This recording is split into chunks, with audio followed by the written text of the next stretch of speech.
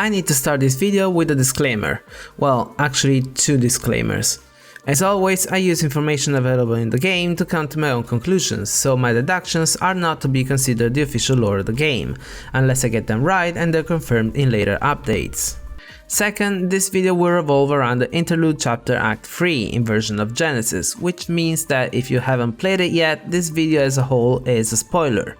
Now, before we begin, in my Visions video I said that the Anemo Requirement was to recognize and accept one's own weaknesses and turn them into a strength, find inner peace and one's own purpose in life.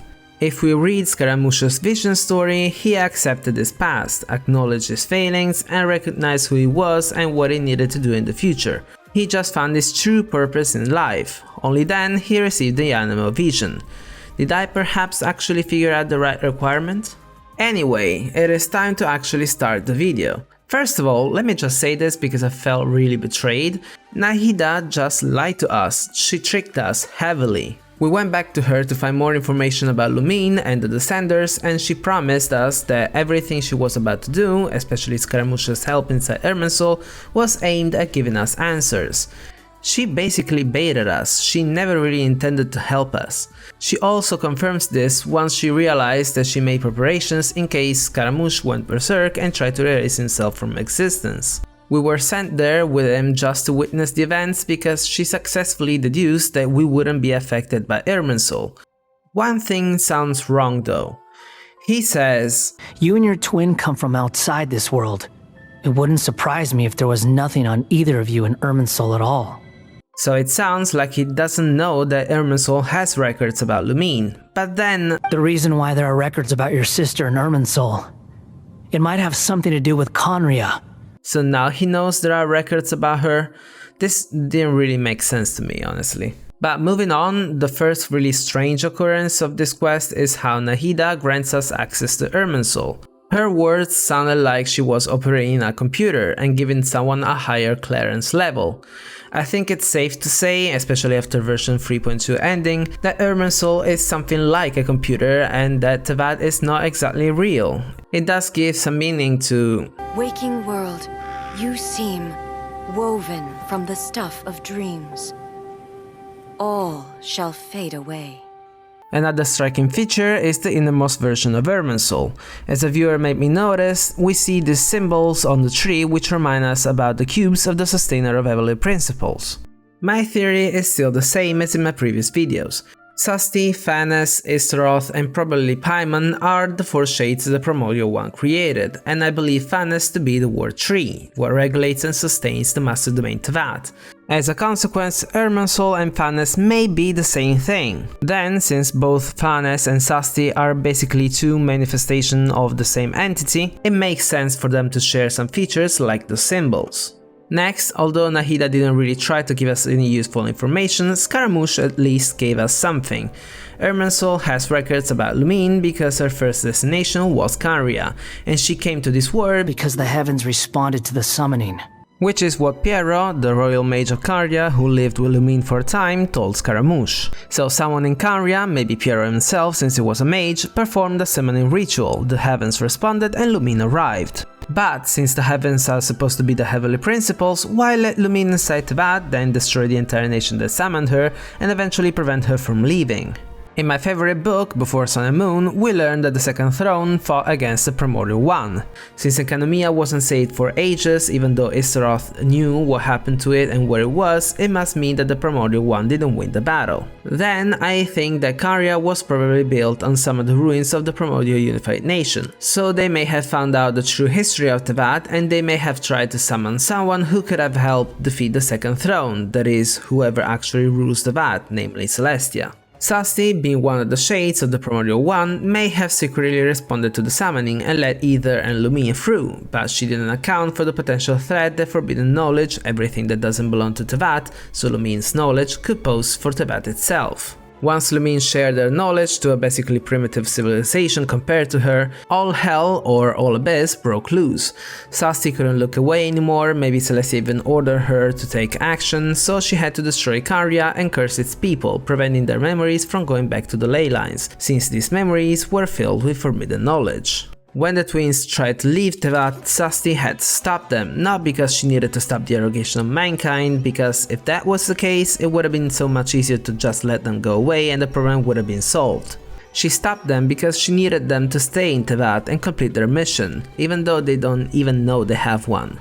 As it turns out, she didn't kill them despite being more than capable of doing so. I mean, just spawn them back into the vacuum of space or deep down into the ocean and it would have been over for them. Instead, she caught them and released them into Tevat in 2 different moments in time, which screams Azeroth by the way.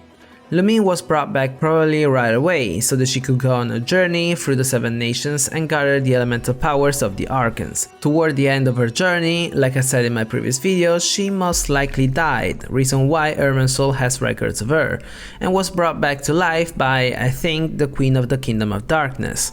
She then became the princess and obtained the power and favor of the Abyss Order.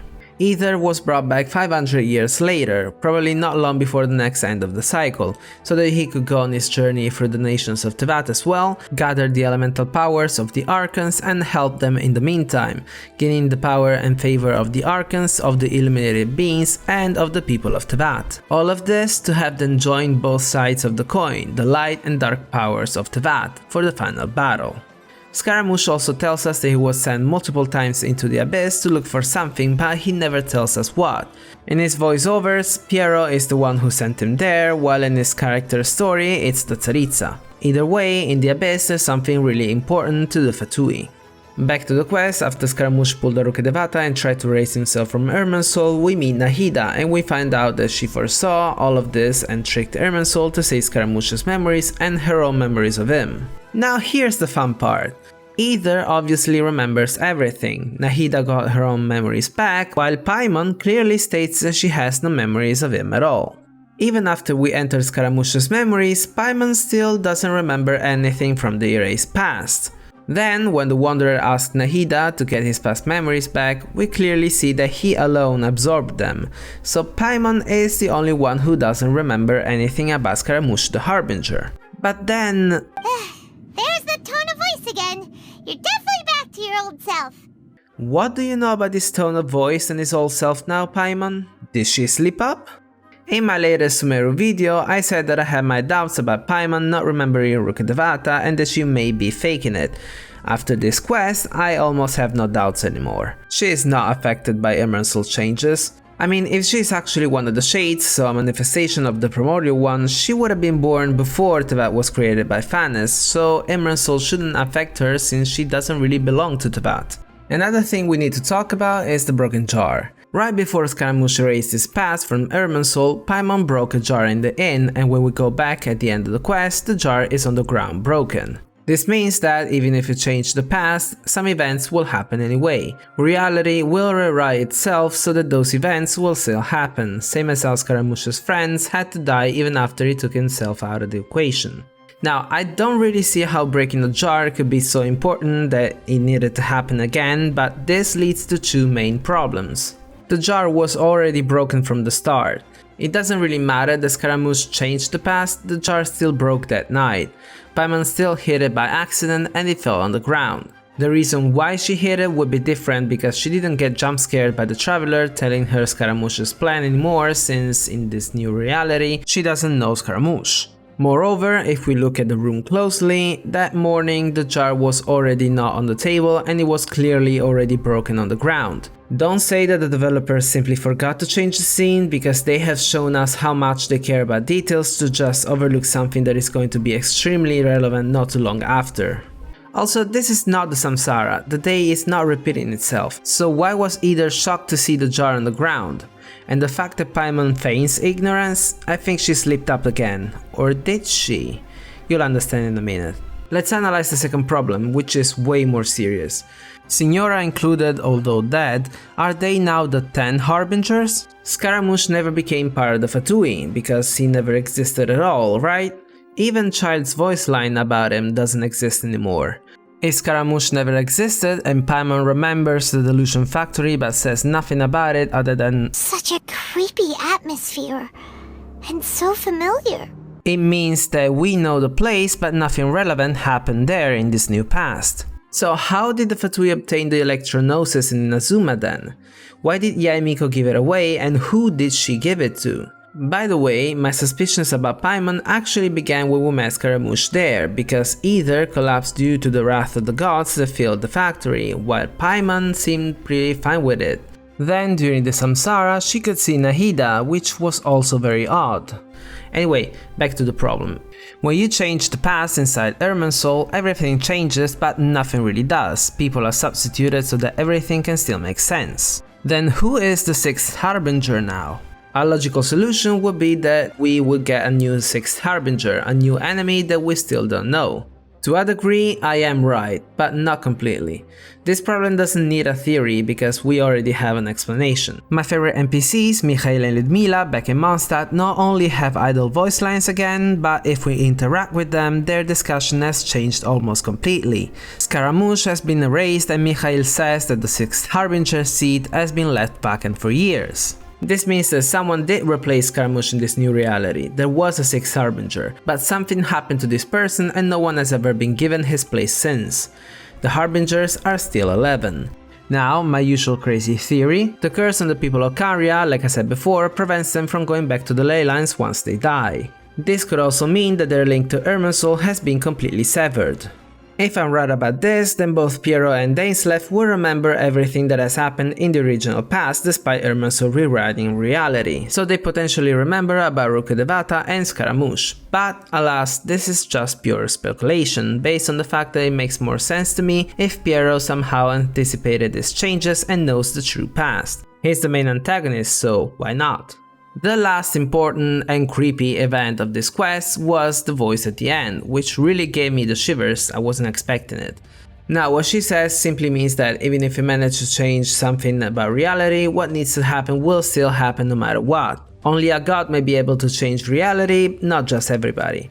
Then she concludes by telling the traveler to believe his own eyes, because everything else, what can be seen, is an illusion. Paimon then leaves us, which when did that ever happen before? And the traveler wonders what awaits him in the future, which is very similar to the ending of Summertime Odyssey, which hinted at Sumeru. Now what can we take from this? This person is certainly not from Teyvat. She knows that history was manually changed inside Irminsul. As a consequence, it's not the Hydra Archon, because her memories would have been changed by Irminsul, so she wouldn't know anything about what just happened. It also doesn't make sense for her to make an appearance during this interlude, and she's supposed to be borderline evil, while this voice is very calm and cryptically helpful. This voice was also not the Sustainer. Her voice is similar, but after watching this video over and over again and comparing it to the intro, they are actually different voices. I also don't really see any reason for her to talk to us, at least not in this occasion.